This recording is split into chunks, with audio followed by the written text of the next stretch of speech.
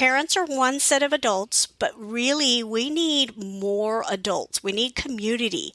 And so having your kid involved in things where they have positive role models, church, sports, music, drama, Scout's a drama person, arts, anywhere where they can have that connection to an adult that is not a parent.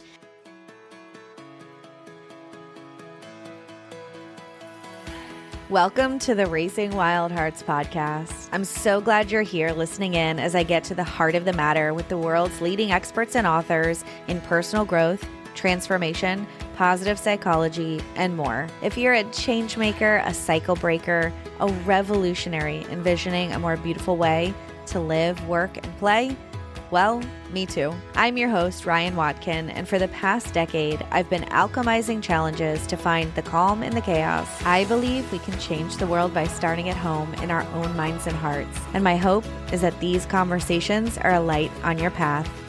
Let's go, wild ones.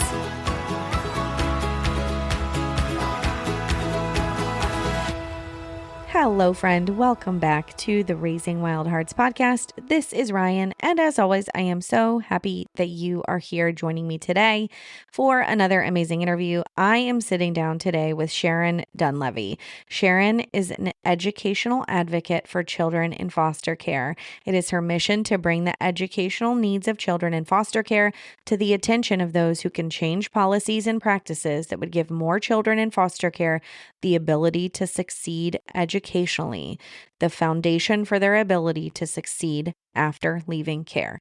Her primary work includes training foster parents on the educational laws that affect children in foster care and how to use those laws to ensure these children graduate successfully.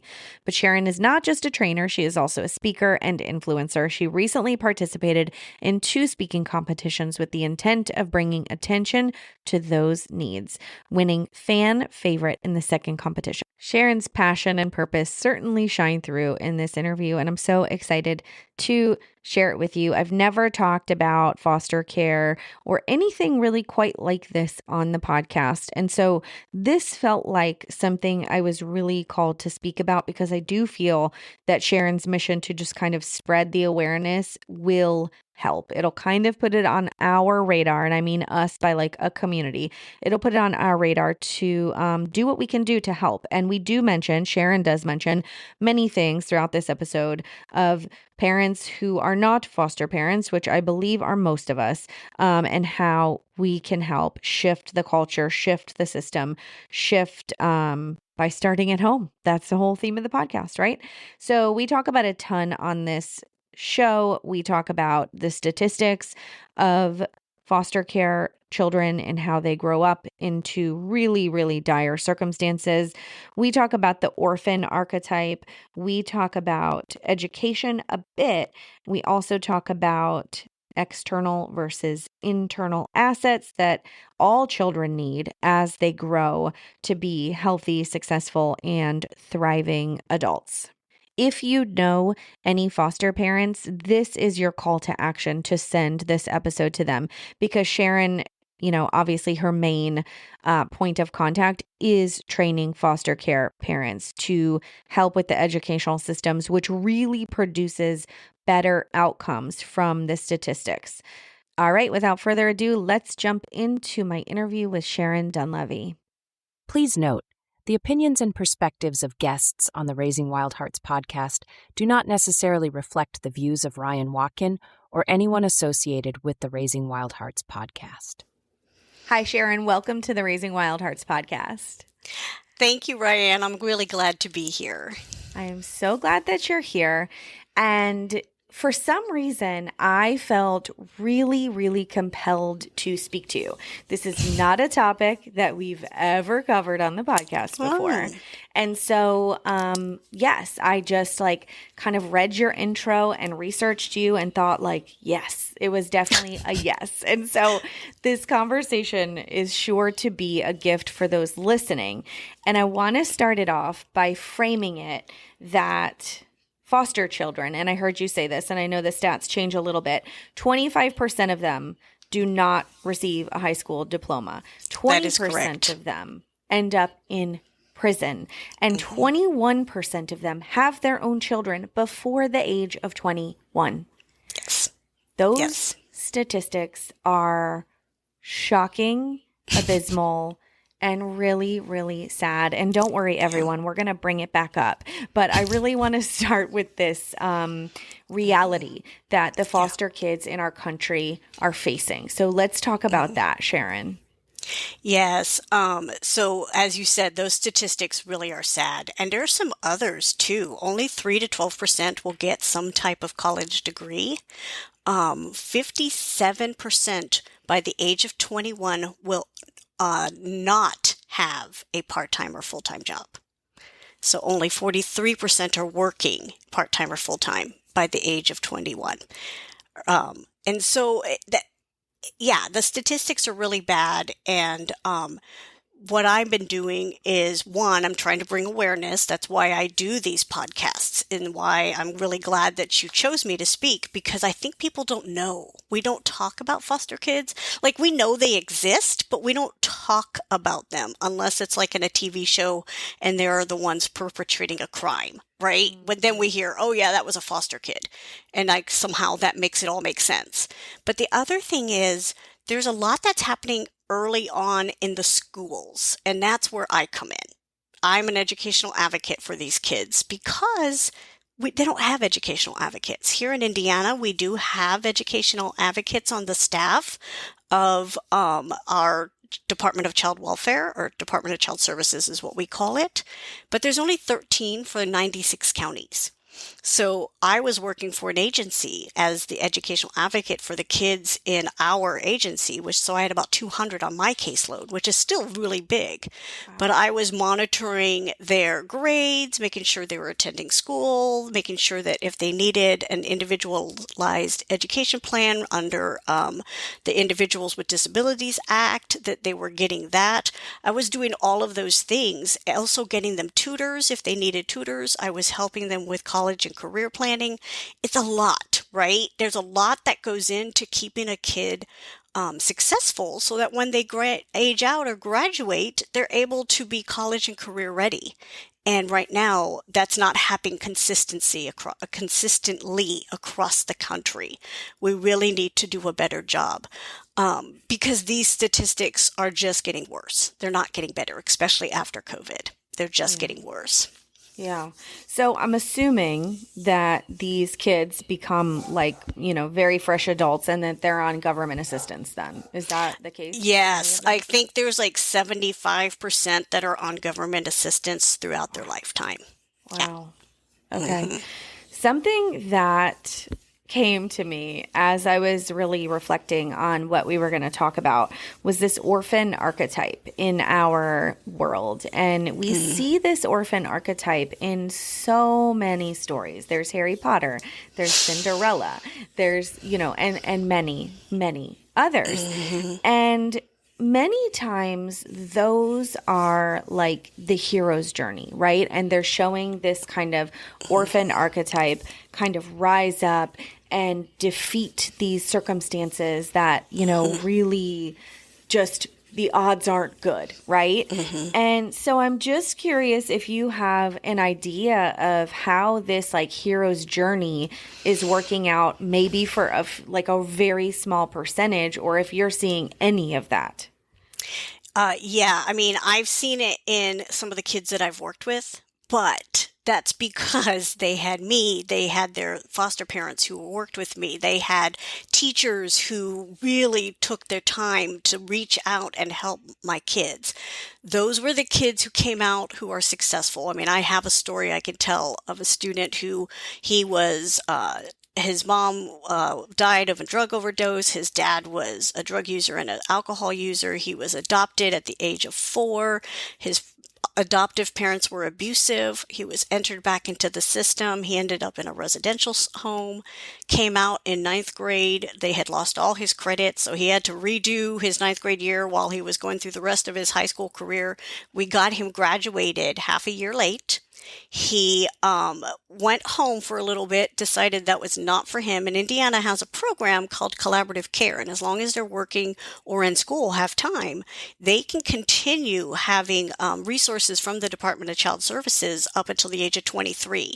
He turned 23 a year ago, April, and is got his own apartment. He's a manager at a Domino's. He actually called me and was like, "You have to come and see my apartment." So my husband and I went down and checked out his new apartment, saw his dog.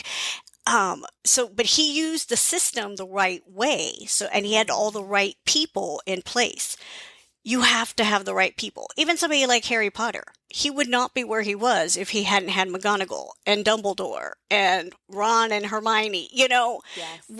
Those hero archetypes don't happen accidentally. And this country tends to like to really elevate those hero stories, right? We're obsessed with billionaires and how they've pulled themselves up from the bootstraps. Most of them inherited their money, for one thing. But, And we most of them aren't happy to add no. another. Yeah. Yeah. We idealize this idea of overcoming, and we don't realize that we've put all these systems in place that never allow anybody to overcome. So our children who don't pull themselves up their bootstraps and end up being like the one I was telling you about is not because they're not motivated. They didn't have the right teacher to help them. They didn't have the right foster parents. So, I have another girl that I worked with at the same time as I worked with this other student, and her experience was completely opposite. Her foster parents were nice people, but they were pretty indifferent to what happened. They just kind of, oh, well, whatever. The school, there was one or two that were helpful, but not very helpful. And it just was a whole different story. Completely different story. I've completely lost track of her. For a while there, I know she was just working at Burger King, barely keeping her head above water. I have another one. She was one of those that was a parent before the age of 21, and her mother-in-law continually threatens them with eviction, and they'll be homeless. And there's nothing there for them. Once they turn 23, there's no help. There's nobody to fall back on. If my 23-year-old lives in my basement, I was telling Ryann about that when we were kind of opening up. But that's because they have somebody to fall back on. We have a basement for them to go to. Not all these kids have anybody to fall back on. That not every foster parent is willing to keep that relationship going into adulthood. Not every teacher is either able or willing to keep those relationships going. And that's really important for our kids. And they just don't have that. So those hero journeys sound good, but the reality is those are like 1 in a million, really, right? It just is not. We've got to change the system. We've got to look at what's happening early on and what's keeping them in those areas and what's happening and why those statistics are so bad, and not trust that, oh, well, they can do it if they just put their mind to it. Yeah. Yeah. So a couple things come up for me there. It sounds like we have, as a society, as politicians, as communities, as voters, as citizens, we've created this system that you said never allows anyone to overcome. So it sounds like the system is creating these victims who are then relying on mommy and daddy government to help them. And that's not much help, right? Right. And then, the other thing I think of when you're speaking is like just how many of us do have the family support. We do have the community support. And I have always had that, and to fall back on. And so it's easy from where I'm standing and from where we're standing to go, pull your bootstraps up, work hard, do the thing. I remember when I worked for a college, I had a call. I was in the admissions office for a university, and this young man called and he said, "Hey, I just wanted to know if you get a check for going to school there." And I was like, he wanted to know if, he was wondering if he could get paid for going to school there. And I was like, "No, you don't get a check, but you get a tuition bill. You have to pay tuition to go to school and whatever." And when I got off the phone with him, I was like in my early 20s. I thought, gosh, this kid just wants a handout. This kid just wants that. And I kind of like went into this like righteous thing about how this kid just wants to get paid to go to college. I'm like, oh, you just think you could get paid to go to college? It's that easy. And now on reflecting on that, you know, I don't know where that kid came from. I don't know if he was in the foster system. I don't know if he was homeless. I don't know any of that. Right. And so there's so much compassion for myself. No one, you know, and then there's so much compassion for him and others who just feel like they can't get by because they're stuck in this system that doesn't allow anyone to win. So if you were magic, you know, if you were like a magic fairy, let's go there. What would you do to change our system so that it would be in favor of everyone, but foster kids too, because that's what we're talking about. Hey, it's me, Ryan. So something I do every single day to invest in my growth, besides connecting with the humans on this podcast, obviously, is reading. Reading is where it all started for me. I was 5 when I became obsessed with books, writing them, reading them, collecting them. I love how I can get inspired with new ideas and stories and ways to grow. That's why I ask all my guests what they're reading. And finally, you can check out all the book recommendations from the experts and authors on the show in one place at raisingwildhearts.com/books. There are some life changers in there like You Are the Placebo, and a few hidden gems like Sacred Motherhood and Living, Loving, and Learning. So if you want to get your hands on your next great read, check out the full list by heading to raisingwildhearts.com/books. Okay, back to the show. So ideally, I would be fixing the families before these kids got into the foster system. That would be the ideal. I mean, kids are being removed for their parents being in poverty. That is something we as a society could fix, and then their kids wouldn't need to be removed, right? Yet abusive parents, parents who have problems with drug and alcohol, I understand that, but we should not be removing kids because their parents are in poverty. We should be helping them. I had one parent who lost her son when he was born because in Indiana, they can do drug tests on all new moms and will remove the kid right from the hospital room. And this one was a wrong drug test, and it took her 8 years to get her son back.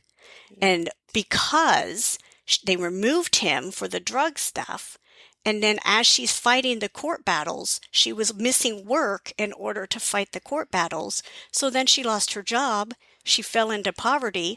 She had lost her transportation, couldn't do what she needed to do in order to fight to get her kid back and to establish a good home. So all of this happened because of an error that put her into a situation where she lost her son and could not get him back for 8 years. Ridiculous. Absolutely ridiculous. We have to start fixing the problem at the beginning. I read an article a couple of days ago about from the Annie Casey Foundation, who does a lot of statistical work on child welfare, child outcomes in general. And they said right now, every child that ages out of the foster care system is costing our country $300,000. What do you mean by aging out? Aging out was when they stop receiving help because of their age. So like the student I told you about, when he hit 23, he no longer could receive help from the foster care system. Now, had he been homeless or whatever, he would have ended up under a different government assistance program. But that's what that means. Okay. And so when they age out, they continue to cost our country $300,000 each. A year? Yeah. $6 million a year. Wow. Yeah. Wow. That's wild. It is. And we don't have to be that way. Yeah. If we were to provide these families with help, not a handout, but helping them find a job, helping them get, a lot of it has to do with lack of education, helping them get the skills that they need in order to have a job that they can hold on to, helping them just with transportation. I mean, we think it's no big deal. We have our cars, right? Well, why don't they just drive to work? Well, where I live, we don't have a bus system. Right. And Indianapolis does have a bus system, but it's not good. The poorest parts of town, that bus hits the stops once an hour. How are you supposed to, you're either going to get to work really, really early or really, really late, right? There's no consistency. We don't think about, like, again, that one area that I was telling you, the poorer section of town, they also don't have grocery stores. They have gas stations and Dollar Tree or Dollar Generals, right? They can't get fresh veggies. They can't get fresh meat. They can't get so then we get these kids in foster care who are addicted to sugary foods, chicken nuggets, salty snacks, and we're criticizing their parents. But that's because they couldn't get fresh food for their kids. It's not their fault. And so now we have to teach these kids how to eat better because they didn't have those opportunities. So it's just this huge cycle. So if I were to have a magic wand, I would fix the beginning of the system. Let's reach out to these families early. Here I live in a suburb called Plainfield of Indianapolis, and we have what's called the Plainfield Youth Assistance Program. And I was actually on the board of this program for about 2 years. And what we did was we worked with the schools and the police, and they refer kids to us that are on the track to possibly entering the juvenile justice system, or their families are on the track of entering the child welfare system, and we get them help early. So we provide mental health services for the kids and the families.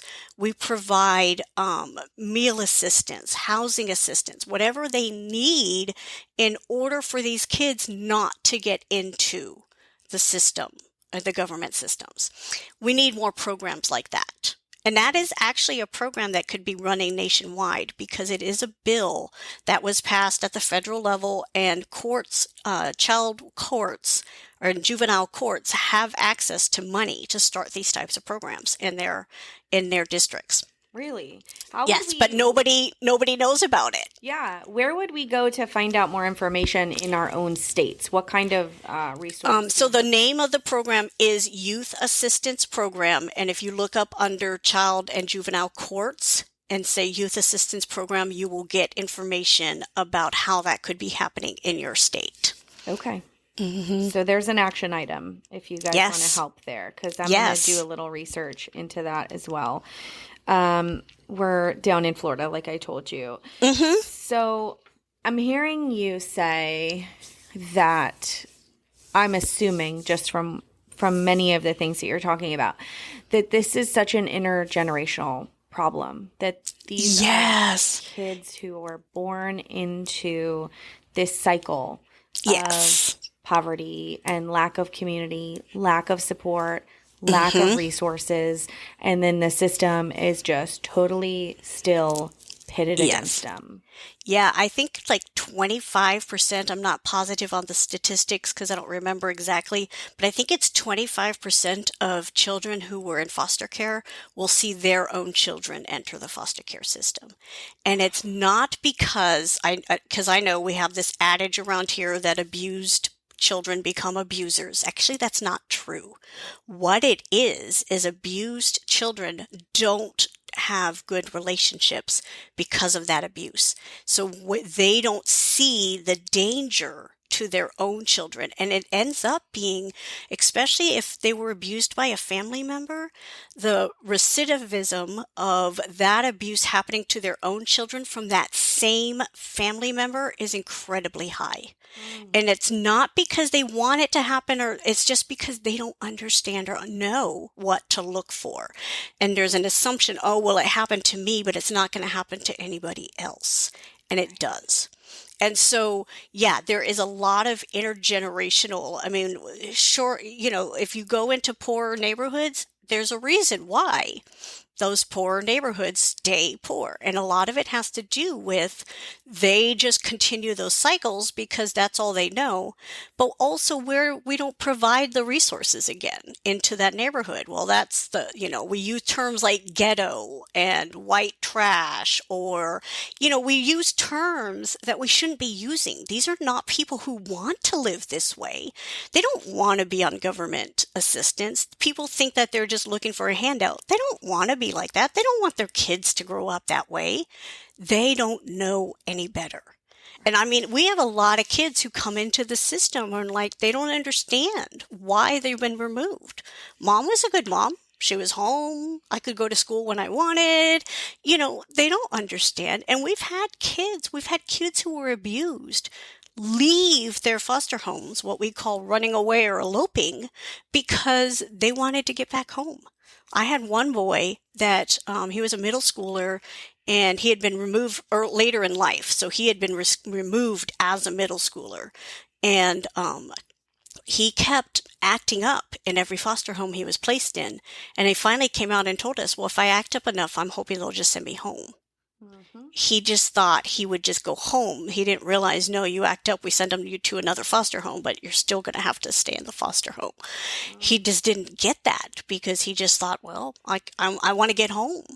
I mean, these kids are conflicted. These are their parents. They love them.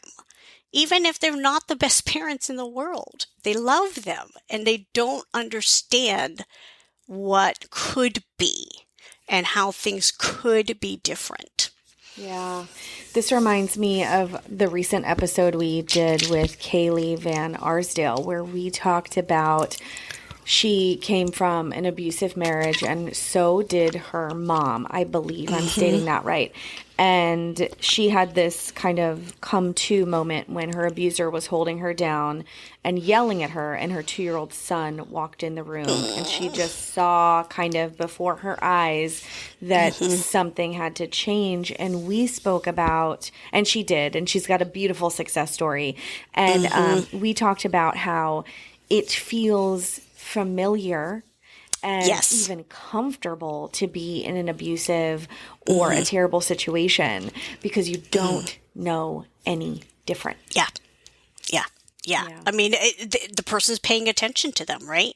So it feels like love. Oh, yeah. So many people probably grow up thinking that level of violence really is love, or the neglect and this kind of abandonment. So this brings in, for me, like those of us who aren't foster parents, those of us who aren't boots on the ground, like educational advocates out in our community, making noise like you. How can we help? Because, and my first thought, and you tell me in addition to what you think, but my first thought is like, raising kind kids, raising kids who know that not everybody has it so good as them. And I don't know if that means like bringing them to volunteer places or really having like developmentally appropriate conversations about the lives of many, many millions of people in our country and how they're living. So what is your take on that, Sharon?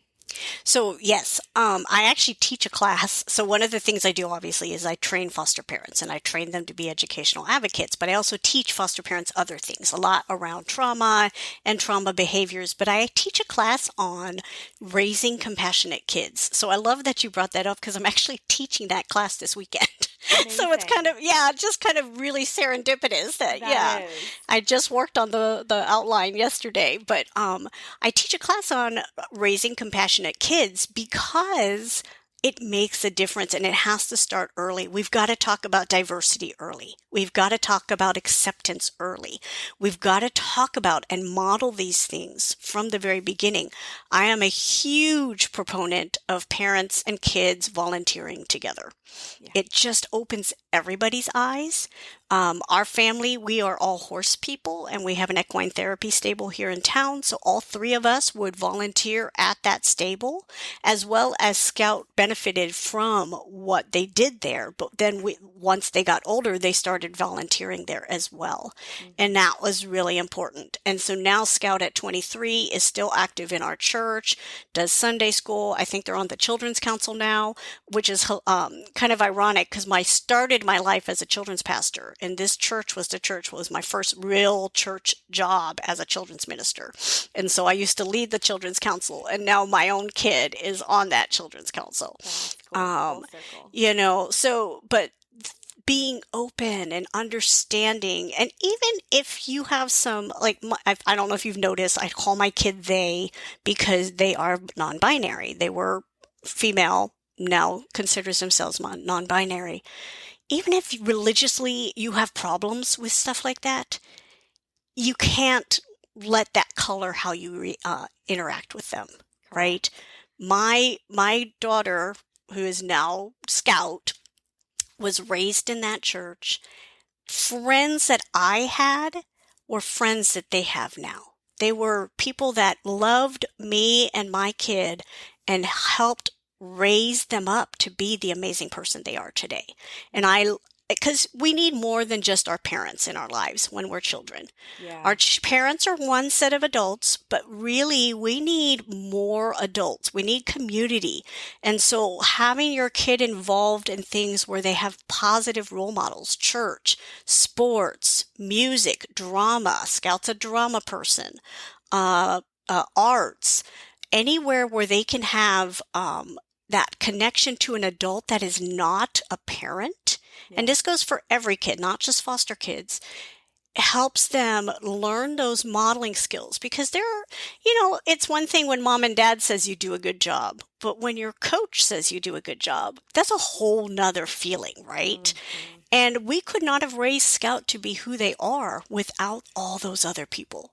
My best friend is Scout's second mom. And when Scout was a teenager, in their phone, my best friend was labeled their best mom. It lands way better from somebody different. It's like, right. I remember that as a teenager. Like, it could be the same exact sentence, but it just lands differently from the best or better mom. Like, Yep. So my best friend was the best mom, and that's fine. Totally. But again, that relationship was so important in Scout's life. And so raising our own kids to be compassionate, but also looking at how are we modeling that compassion. What are we saying when we watch TV? What are we saying when we see somebody that looks odd to us on the streets? Are we saying things in front of our kids that we shouldn't be saying? Yeah. Here in Indiana, we tend to be a little bit more conservative, and we hosted 5 foreign exchange students from Europe over 5 years, and they were always amazed at some of the things they would hear in school. They'd come home and go, they just said this, and nobody said anything, and I'm like, yeah. And, we got to be careful on how we talk in front of our kids and what are we modeling. And right now, the political climate is such a mess. But we've got to, if you're going to say things, then you have to be all the way open. You have to have real conversations with your kids about, well, here's why I feel this way, not just pass on whatever, but then that also puts the burden on us to do our research. Are we telling our kids the right things, or are we just repeating what we hear at work or any place else? And so there's a lot that goes into parenting in general that, like I said, some of these kids are being removed from their homes for poverty and things like that. And let's be real, race plays a big part in that. Black children are much more likely to be removed from their home than a white child is for the same behaviors. So those of us who are privileged, and I know people don't like to hear that word, but let's be real. Like you said earlier, Ryann, we had people to fall back on. We had systems that worked in our favor. They don't. And so we've got to be aware of our own biases. We got to be aware of our own sense of privilege, and we've got to take responsibility for looking at things from other people's points of view. One of the things I love about the Indianapolis area is we have a lot of different cultures here. And we are like fair happy all year long. You could go to a different fair all the time and learn about these cultures. So right here in my county, we hold a international festival every year now, and it has grown so big. They moved it into the mall area, which was huge. But it gives us a chance to interact with other cultures. Take advantage of those things because they don't cost money. You can walk into any fair you want. Usually you pay to eat or buy something, but usually they don't cost money to just walk in and experience what's out there and expose your kids to those types of experiences. Yeah. This brings me back to the mission, so to speak, of this podcast, which is changing the world by starting at home in our own minds and hearts. Yeah. Yes. And so, to me, like, it doesn't matter who is the governor. It doesn't matter who is the president. It doesn't matter who's this. It doesn't matter who's red. It doesn't matter who's blue. It doesn't, like, those things I understand, like, are a reality. And we get to choose how we show up every single day for ourselves first and then for our kids. I mean, there was a point in life in my early 20s where I thought this kid calling this university was absolutely ridiculous. And how could he? And then as I grew, I'm just, you said a word that stuck with me, and that's compassion. Because compassion is, if you think back to when bad things happen to you, because I know we've all had little t or big T trauma. I know we have, like, I would say 99.8% of us. If you think back to that small version of yourself, I mean, I have my inner child back behind me here for a reason. Because she's just always over my shoulder. And if I could, just really like be with her and grab her cheeks and look in her eyes and go like, it's okay. I know. I know this is hard.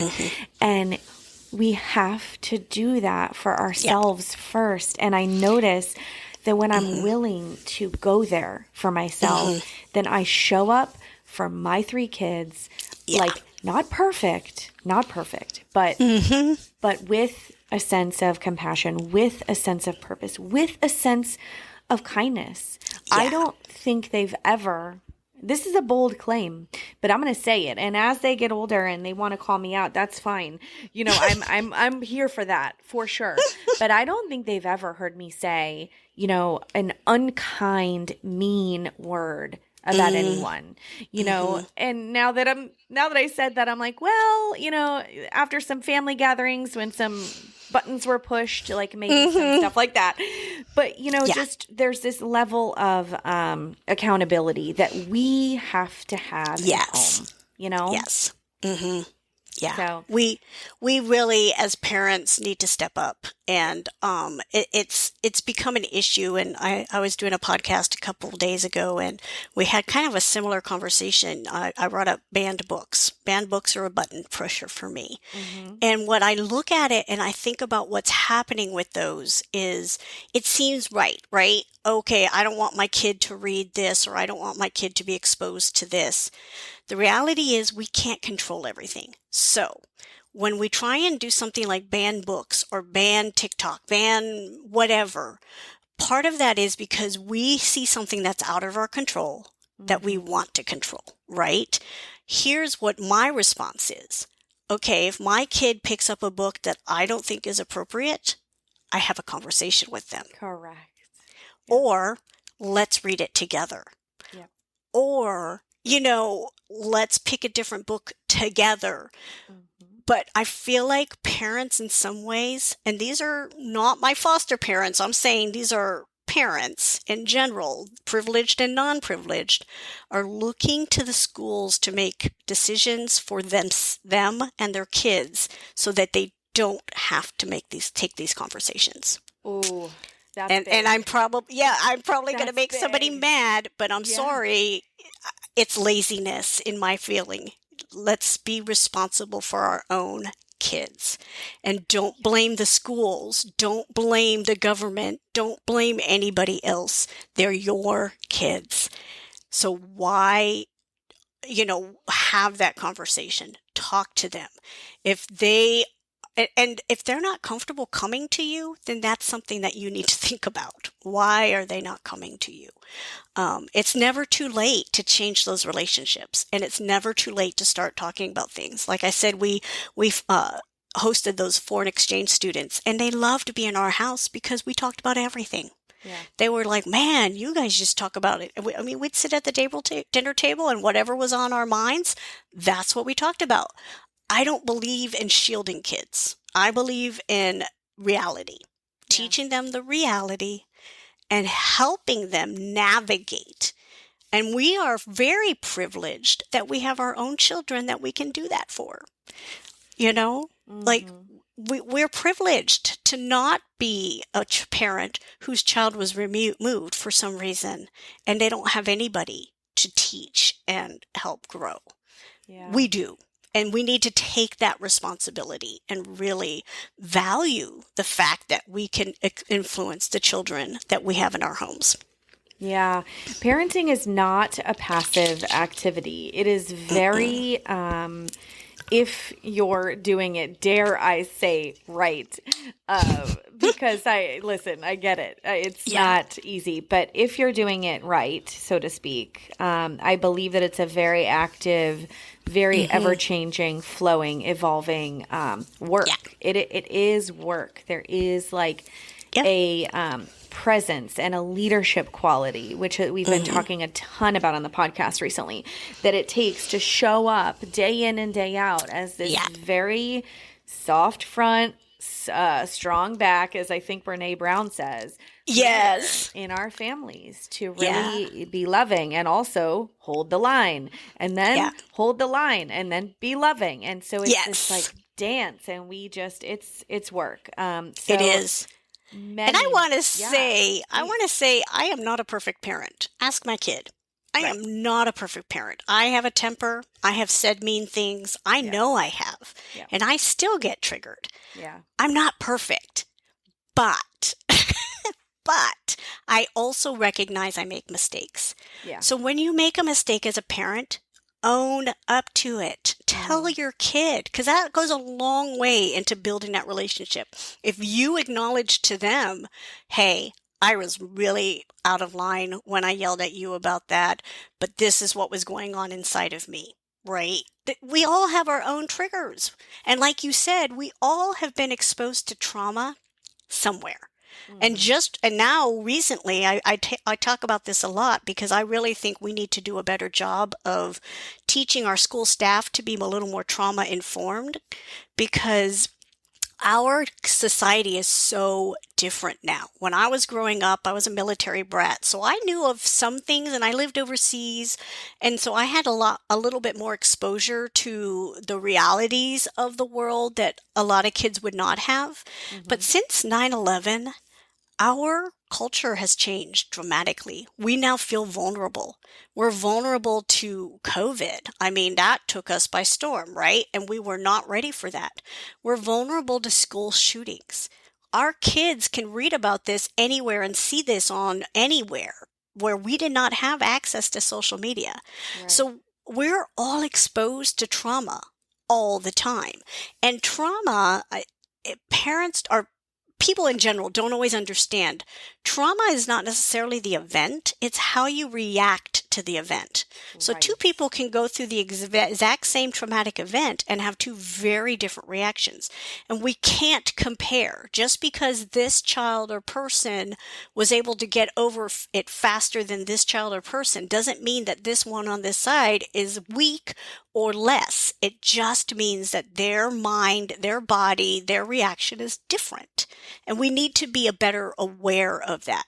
And we need to constantly, I think you had said when you were talking about the young man who called at the school, you said, you don't know what their background is. Yeah. We need to remove that idea that we know what everybody else is feeling or thinking or what happened to them, because we don't know. Yeah. And when we remove that sense of we know, then we're more open to being compassionate and more open to being kind and more open to being gracious in that, well, maybe they're just trying to overcome something. Maybe they've had a really bad day. Maybe, and I don't do this perfectly either, but it's in the back of my mind as much as I can be. Yeah. I never I know I used to work in a fast food restaurant, and the church people were the worst. I will say, when I was a teenager, those church people on Sundays, I hated working Sunday mornings because they'd come in, and I never stepped away from the front cash register area, and they would yell at me about their food being made poorly and all of this. I never touched their food, right?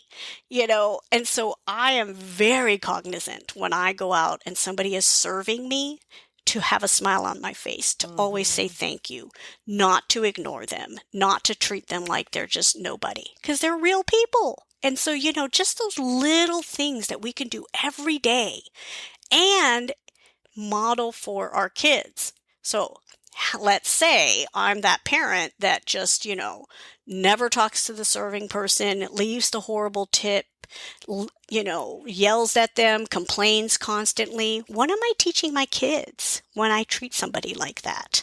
And we don't always think about those things. And we've got to think about those things, because right now we live in a very uncompassionate country. And we have got to start reteaching compassion and kindness. Yeah. And conversation. I mean, asking somebody, why do you feel that way? Where do you come from? What have you been through? Like, one of the things that I love so much about this podcast is I don't agree with everything everyone says. And yet I have beautiful, loving, heartfelt conversations with everybody. And that is the point. We can find out more. We can communicate, and we don't have to necessarily agree, but there is this level of mutual respect in I would seriously venture to say, in any disagreement anybody could possibly get in. You could talk about it compassionately, be open, and okay, I hear you and you hear me. Wow. Like, what a world that is. And I love how you said trauma is the reaction to the event, not necessarily the event itself. You mentioned 9/11. I was 18 and my brother was 8. I was 10 when he was born. And he remembers, we've talked about this recently, because I remember actually thinking, oh my God, what are they going to tell my brother? Oh my God, how are they going to explain this to Augie? And I just I couldn't get over that little baby second grader. Because I was only 18 and I had this really strong sense of oh my gosh, my baby, how are, and believe it or not, and I didn't believe it, his teacher rolled over the TV and turned on the TV so that they could all watch the news. I was mind blown. Could not believe it. Talk about trauma. Right. And maybe it just was a little more lax back then. This was a while ago, but I'm that to me, has really stuck with me. Because, I don't watch the news anyway. I'm not a news watcher. And if my husband wants, and if my husband does want to watch his news, he goes on his phone. So we don't have the news on. And whenever my kids go somewhere, a grandparent's house, I'm can you please just not put on the news? I just, it's kind of that boundary that I have. Yeah. Because we have become so almost immune to it, almost desensitized. Yes. But if you really think about the stuff that is flashing on these screens 24 hours a day, it's it's really traumatic from where I'm standing. Yeah. And so I think that's another little thing that hot tip, turn off the news. I don't know. Well, and I grew up I'm 52, so I grew up in the 70s and 80s. And like I said, we lived overseas, and we were actually in the base that bombed Gaddafi when that happened in the 80s. We were at that base, and we had a bomb threat and all this because of retaliation, and it was a pretty scary time. But even back then, and even with my dad fought in the Vietnam War twice. He was career Army, but he will tell you as that any general, if you ask, they do not want to go to war, right? they do what they have to because of their commission. But reality is most soldiers don't want to go to war. But I remember one time having a conversation with my dad about, I don't know, it was during the Cold War and we were villainizing Russians everywhere. And I'm like, so Dad, what about the kids, the Russian kids and the Russian moms and dads who don't fight? And like, I couldn't wrap my head around this idea that every single Russian had to be a bad person the way we talked about it. And we had a good conversation. Obviously, I learned a lot of what I do with my own kid from my parents. And we had open conversations like that because I must have been 8 or 10 or something. And it was just like, it didn't make sense. Why were we hating on these people that surely were just families like us? And I couldn't understand it. And I don't think we have those conversations anymore. And I think when I teach this class on raising compassionate kids, one of the big issues I talk about is dehumanizing. It's so easy on social media to think that that person that we're commenting on is not a real person, but they are. Yeah. And we don't know how hurtful or what's happened to them to make them say something that just seemed really off. Yeah. And like I said, I'm triggered. I can be sometimes mean in there and I should not. And that's something I'm always working on, right? I do have gut reactions sometimes and I want to type something and I'll type it and then I'll erase it. Exactly. Write it down in your journal and burn it. Yeah, exactly. But dehumanizing has caused a lot of issues. We've got to remember every person is a real person. Every name goes to somebody who has a history, a past, their own fears, their own things that they struggle with. And we've got to stop treating them like these non-entities. Yeah. And I think, for me, when you were talking about the kids and the Russian kids and my brother at 8 years old, I just I got tears in my eyes, thinking of you as this kid asking about what about the kids though? Because kids are so pure. And so if you think about everyone as a 4-year-old little kid, it helps a little bit because we all were kids and, being a kid is not easy. I had a discussion with some girlfriends recently. I'm like, being a kid is no joke. I mean, it's tough. You're on your parents' payroll. You have to kind of do what they say. You kind of have to go along to get along a little bit because these giant humans are caring for you. And so it's tough to grow up and individuate and really develop this healthy sense of self. And I mean, it's no joke. It's work. So I love kind of thinking about everyone is these little kids. So as we start to wrap up a little bit, I'm going to ask you in a few minutes the 3 questions I ask everybody at the end of the interview.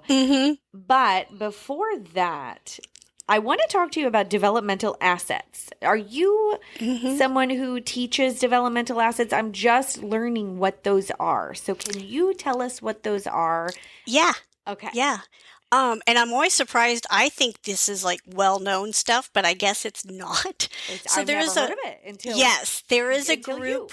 Yeah, there's a group called the Search Institute, and they've been around since the 70s. And early on, they identified 40 developmental assets that every child should experience as they're growing up. 20 of them are what they call external, and 20 of them are internal. And so what those assets are there are things like connection to their school. We were talking earlier about having more adults than just your parents being invested in who you are.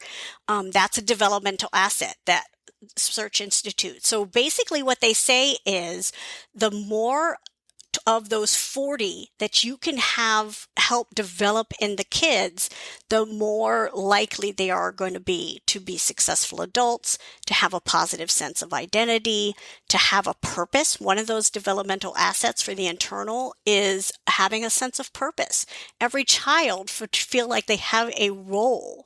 And when we go back to what we were talking about with this intergenerational poverty and stuff, a lot of that is because what's their role in society? They're being told their role in society is to be asking for handouts. Yeah. So we've got to flip that script and really build up. So a lot of it has to do with positive experiences, positive relationships, positive sense of self. How do we self-talk as an adult? What voices do we hear in our own minds that are negative, right? How many of us have negative self-talk? Well, we learn that as a kid. Yep. Not because our parents are mean, but because they're human. Yeah. My parents, like if I got a B, Dad would ask, why didn't I get an A? He wasn't trying to be mean. He was trying to push me to be better, right? But it took me a long time as a grown-up to come to terms with that. But that's what those developmental assets are. So Search Institute used to just kind of have blanket ones, and now they do more precise. But I love the whole idea because it's all that positive growth mindset. Everything should be about looking at the positives, looking at more positives. You had talked about, going back to your younger self and giving them love. And when we were parents, we give them love, and then we have to hold the line, and we have to hold the line, and we have to give them love. That holding the line doesn't have to be negative. If we turn things around, one of the things I tell my foster parents, and I would tell any parent, is when you're disciplining your children, focus on the positives. So for every correction, you give 3 praises. Mm-hmm. Because the more you focus on what the good is that they're doing, the more likely you're going to see it, and the more likely they're going to see it. And we need to separate behavior from identity. Kids are not bad. Their behavior might be bad, but they are not bad. We can't use those terms. So again, going back to those conversations of why. Why did this happen? What were you feeling? Why did you throw that toy? They're not doing it to be bad. They're doing it to communicate. And so getting to the root of those communications. So that's what those developmental assets are. And that's what I'm teaching this weekend. And again, at the end of the month is how do we build those developmental assets and give the kids as much support as they need so that they can be successful when they grow up. Yeah, I dove a little bit into the searchinstitute.org website, and I have to read this quote when they're talking about developmental assets here. And it says, young people are not problems to be solved. They are more than the challenges they face. Every single young person contains the seeds of success and thriving. However, it takes intentional effort by practitioners, educators, young people, families, mentors, and neighbors to cultivate healthy environments, provide the nutrients, and nurture those seeds so that all young people have opportunities to have a positive impact in the world. Yeah. And like I said, they've been doing this for 20, 30, 40 years. I'm not even sure, but I have followed them the whole time. Cool. I love that they've been doing it for so long. They're kind of like OG in this space because there are many positive psychology resources that are coming out now, but this, it's great. So I'm going to dive more into that too, just out of curiosity. I love the name. I love, what I've seen on their website so far. So that's great. Sharon, thank you so much. Your work is making a difference in the world. I know it is. Thank you. I hope so. Showing up here with your passion and your brilliance to share information with us. I have been very inspired to pick a volunteer spot for our kids, to talk about this with local families, and to spread the word. So if people want to dive deeper, how can they find you and follow you, sign up for your classes, all the things? Sure. So best place to find me is both on Facebook and LinkedIn. Just search Sharon Dunlevy, Dunlevy, and you'll find me. You can also email me at sharon@sharondunlevy.com. And I'm always happy to talk with people, set up calls if we need to, but anything I can do to kind of help and, what can we do to support each other type thing. Yeah. Amazing. Thank you. So we're going to wrap up here, and I'm going to ask you the 3 questions I ask everybody. The first one is, what's bringing you joy today? Oh, doing something like this. I love this. I've been doing several podcasts. I've been doing a couple a week, and they're energizing, right? I'm going to come off of here going like, okay, now I have to sit down at my desk and just work. Right. But it's so good to feel like people want to hear what I have to say. It's my positive identity. Yes. Oh, I get Yeah. it. I get it. Yeah. This is so energizing, and Mm-hmm. you are so passionate. And I just, most, if not every single person that has been on this podcast has shown up like really in their mission, in their brilliance. And it's just so fun to see because like it's such a great like working, living example of how everybody has a purpose. Like everybody can does. just, like choose like the 1% that they can make a difference every day. So you're another great example of that, Sharon. Oh, thank you. Yeah, and this is bringing me joy too. What, if anything, are you reading right now? What's on your bookshelf? I am reading a book called The Habits of a Health. Let me get this right. The Habits of a Happy Brain. That's what it's called. The Habits of a Happy Brain. And basically, it's going into that whole growth mindset. What are the things that release serotonin, oxytocin, dopamine, all of those things that make us happy? There are things we can do in our lives that will actually make our brain happy. And so that's what I'm reading right now. All right, that one is going on the list, people. All right, and the next question and the last question I have for you is who or what has taught you the most? Oh my goodness. I have had I had a lot of adults that were really invested in who I was. Obviously my parents. I took voice lessons when I was in high school, and Susan was just she really brought out another side of me that I didn't know I had. And that she was really important in my life. When I went into college, I had lots of mentors. The chaplain at the college was probably one of my heroes at the time, and he just really nurtured who I was. And he was the reason I went into children's ministry for so long. There's just been a lot of people, a lot of touch points throughout my life that, and I'm a religious person, obviously, and I just believe God put people in my life at the right times when I needed them.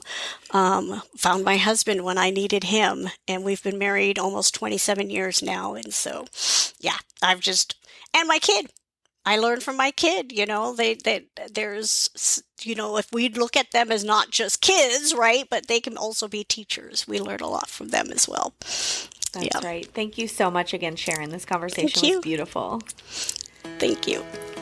Hi again, friend. If you're listening to this, you made it to the end of a Raising Wild Hearts episode. Yay! Make sure you're subscribed to the podcast so you can hear more amazing conversations just like this one. And here's the deal. If you made it this far, go ahead and hop down on your podcast app and rate and review the show. Your words and 5 stars truly mean the world to me. Thank you for your support of the show. Thank you for showing up and listening week after week. I will be dropping new episodes every Monday, so tune in then, and I will talk to you soon.